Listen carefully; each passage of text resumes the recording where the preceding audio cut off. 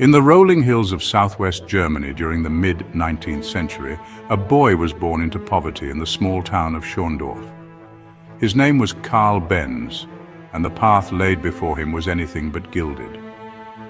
His father, a railway engine driver, died of pneumonia when Karl was only 2 years old, leaving his mother to raise him with little more than determination and sacrifice. Money was scarce, food was often rationed, and dreams of advancement seemed distant. Yet even in hardship, Karl found fascination with the mechanical world. The hiss of steam engines, the rattle of iron wheels, and the hum of locomotives filled his imagination with visions of machines that could transform human life. At 15, while most boys were still bound to farm fields or apprenticeships, Karl enrolled at the Polytechnic School of Karlsruhe. He was one of the youngest students to attend, his mind sharper than his circumstances suggested. Poverty meant long days of study fueled by determination alone, but he devoured mathematics, mechanics, and the principles of engineering. Professors noticed the way he sketched linkages and calculated stresses in the margins of his notes, as if every page begged to become a machine. He graduated as a mechanical engineer at just 19, already dreaming of inventions few dared imagine. Don't forget to like and subscribe to the channel and be notified of future videos. Work came in pieces. Karl repaired bridges, maintained steam engines, drafted plans, and saved every coin he could. He often walked long distances to avoid paying for transport, his boots worn down and his pockets threadbare. He was not content with fixing what already existed. He wanted to build what did not. When he found a kindred spirit in another engineer, August Ritter, Karl took the leap and opened a workshop dedicated to stationary gas engines. The partnership was rocky, the finances brittle, and creditors impatient. The day Ritter's unreliability threatened the shop, a young woman named Bertha Ringer stepped between the dream and the debt collector. She believed not only in Karl, but in the future he could build, and with her dowry she quietly bought Ritter's share. She did not just steady the enterprise, she became part of its operating system. The workshop in Mannheim was cramped, loud and full of improvised solutions. A lathe in one corner sang all day. Metal filings glittered under lamplight. Blueprints stained with oil curled at the edges. There, Karl wrestled with the internal combustion engine, a technology still in its awkward adolescence, and shaped it to his purpose. Stationary engines were one thing. A compact engine that could move a vehicle was another. He drafted a single-cylinder four-stroke with electric ignition, fuel vaporization, a slide valve, and a crank that would not shake the frame apart. The idea was audacious, a self-propelled carriage, independent of rails and horses, powered by explosions measured in thousandths of a second. Neighbors shook their heads. What was wrong with horses? Roads were rutted, town councils suspicious, and the law required someone to walk ahead of steam contraptions waving a red flag. But Karl was building for the world as it could be, not as it was. Night after night, he adjusted valve timing with a jeweler's care, lapped bearings until they whispered, and weighed every part in his hand to shave away waste. When the first prototype coughed and kicked itself to life, it was less a triumph than an argument with reality finally won. In 1885, the machine took shape as the Patent-Motorwagen, a spidery three-wheeler with bicycle wheels, a rear-mounted single-cylinder, a leather belt and chain drive, and a tiller for steering. It was unlike any carriage anyone had seen because it was not a carriage at all. It was a machine conceived from the crankshaft out. The German patent arrived in early 1886, number 37435, a dry number that concealed a revolution, vehicle powered by a gas engine. He drove it around the courtyard and down the street to stares, laughter, questions, and occasionally fear. Some days the engine backfired and died, other days it clicked into a rhythm, a heartbeat of progress. Invention alone could not topple disbelief. Dealers shrugged, investors hedged, police complained about the noise. It was Bertha who turned a contraption into a cause. One August morning in 1888, before sunrise painted the rooftops, she woke her two teenage sons, Jürgen and Richard, and rolled the motorwagen out of the workshop without telling Karl. She left a note on the table and pointed the tiller toward her mother's house in Pforzheim. Fuel, called Ligroin, could be purchased in apothecaries because no filling stations existed. She negotiated with a pharmacist in Wiesloch and with that purchase created the world's first roadside fuel stop. When the fuel line clogged, she used her hatpin to clear it. When an ignition wire frayed, she insulated it with her garter. When brakes overheated on a descent, a cobbler nailed leather to the wooden blocks, the first brake linings by necessity. Strangers gathered, horses snorted, and children ran after the noisy wonder as it rattled through towns and along cart paths. By evening, after roughly 66 miles and 1,000 improvised decisions, she arrived. The telegram she sent back to Karl was not just reassurance, it was proof. The machine worked on real roads, in real weather, carrying real people. The future could be driven. Orders followed, slowly at first, then with a rhythm. Karl refined the Motorwagen, upgraded carburation, improved cooling, added gears so hills would not humiliate the engine, and replaced fragile chains with tougher drives. Each change carried a lesson from the road. Newspapers printed illustrations, skeptics quieted. The name Benz traveled beyond Mannheim. Meanwhile, in Cannstatt, Gottlieb Daimler and his brilliant colleague Wilhelm Maybach pursued a parallel path. A high-revving compact engine they nicknamed the grandfather clock, then a boat, a bicycle, and a carriage powered not by steam, but by petrol. They were not imitators. They were co-authors of a new chapter, and the fact that they advanced on similar lines at the same moment reveals less a coincidence than a readiness in the world for change. The 1890s multiplied experiments into enterprises. Workshops grew into factories. Mechanics became engineers. A handful of prototypes became product lines. Daimler's network included a charismatic businessman, Emil Jelinek, who sold cars on the Riviera and in Vienna with performance as his gospel. He demanded more power, more reliability, and a new name, Mercedes, after his daughter. In 1901, Wilhelm Maybach delivered the answer. A low, long machine with a pressed steel chassis, a honeycomb radiator, a lightweight, high-output engine, and handling that made carriages seem prehistoric. The car dominated speed trials at Nice. The name Mercedes rode the headlines. Benz, for his part, kept improving touring cars and light runabouts. Competition sharpened both houses. Some days it felt like a duel by catalogue and stopwatch. Other days like a choir singing variations on the same melody. The two firms would not merge for a quarter century, but their futures were already intertwined, if only by the demands of a public that now expected motion at the twist of a wrist and the pump of a pedal. The new century turned cars from curiosities into necessities. Cities repaved roads, petrol stations sprouted at crossroads, and maps bloomed with destinations reachable in hours rather than days. Carriages vanished into museums. Stables became garages. In offices and drawing rooms across Germany, executives of the Daimler and Benz companies studied balance sheets through the storms of war and inflation, mended supply chains and guarded patents. In 1926, in a move as much about survival as synergy, they joined hands to form Daimler Benz AG. The three-pointed star of Daimler crowned the laurel wreath of Benz. Under it, a promise coalesced. Engineering before ego, substance before spectacle. The promise was not marketing. It was the standard.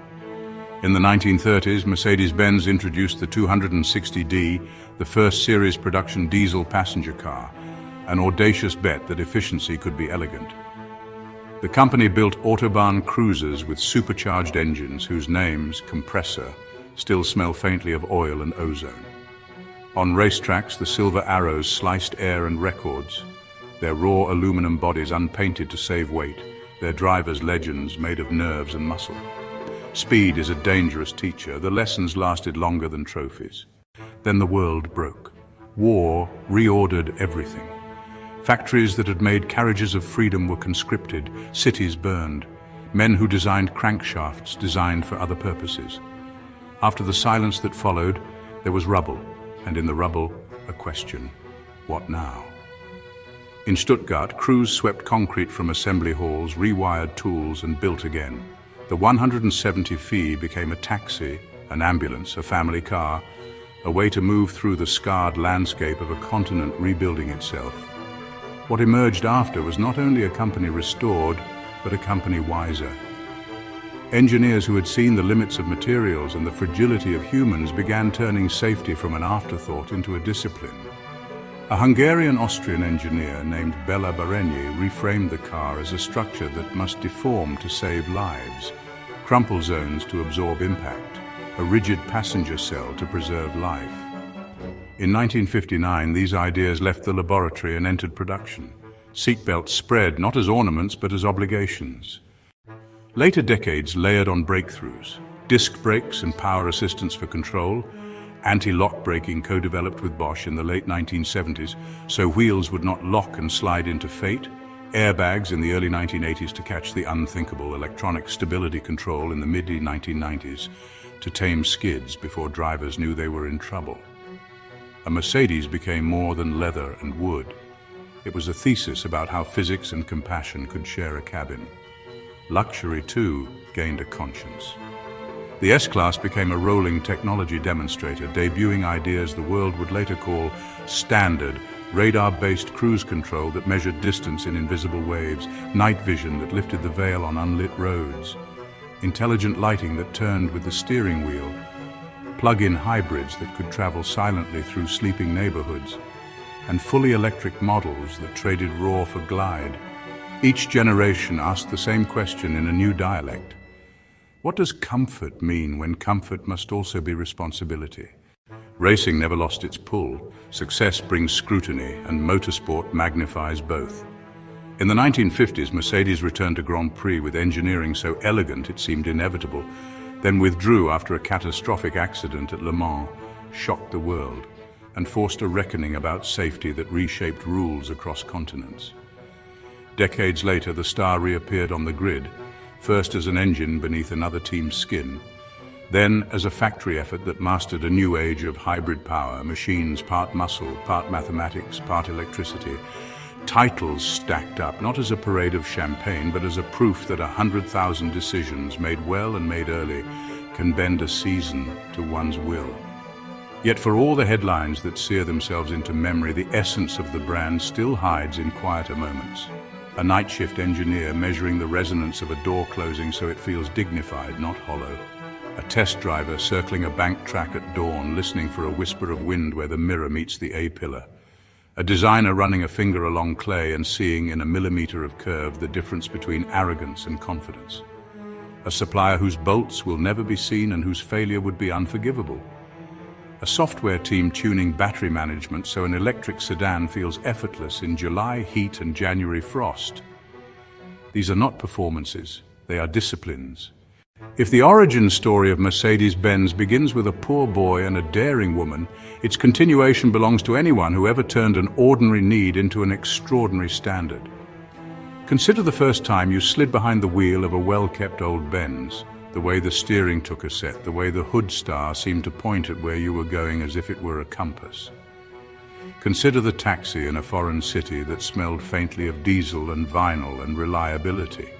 Consider a modern electric model, its silence less an absence than a promise that progress can be gentler on the air our children will breathe. Across a century and a half, the particulars change. The posture does not.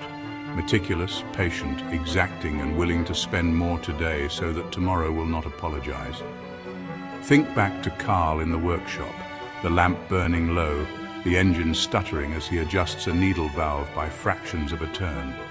Think to Bertha, tilting the machine into a village lane, asking a pharmacist for fuel by a name no one associates with travel, smiling at the cobbler who nails leather to the brake blocks, reassuring farmers that the sky is not falling.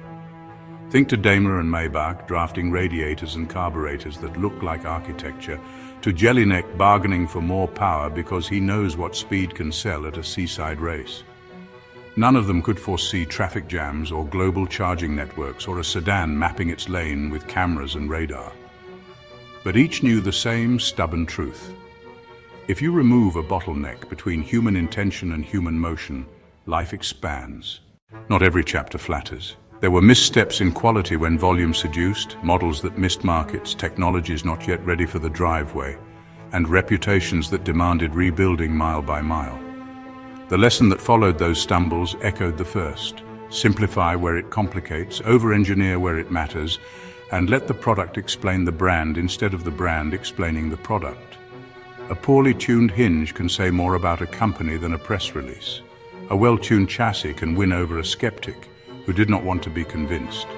The boy from Schorndorf never sat in a wind tunnel or argued about software sprints, but he would recognize the humility and audacity braided into the work. He would understand the way a team pauses before launching something new, running fingers over drawings the way a violinist checks a bow, feeling for balance. He would sympathize with the dread of a test failed at the last minute and the relief of a fix that holds. He would see above all that the automobile, whether fed by petrol, hydrogen or electrons, remains an intimate machine, built by people for people to turn hours into minutes and distances into stories. Today, when a Mercedes Benz glides silently on electric power or roars down a racetrack at blistering speed, it carries echoes of that first rattling motorwagen and that first unsanctioned journey across Baden. It carries the story of a poor boy who believed machines could change the world, and of a woman whose courage ensured they did. It carries the stubbornness of two other visionaries who solved the same problem from different angles until their work became one.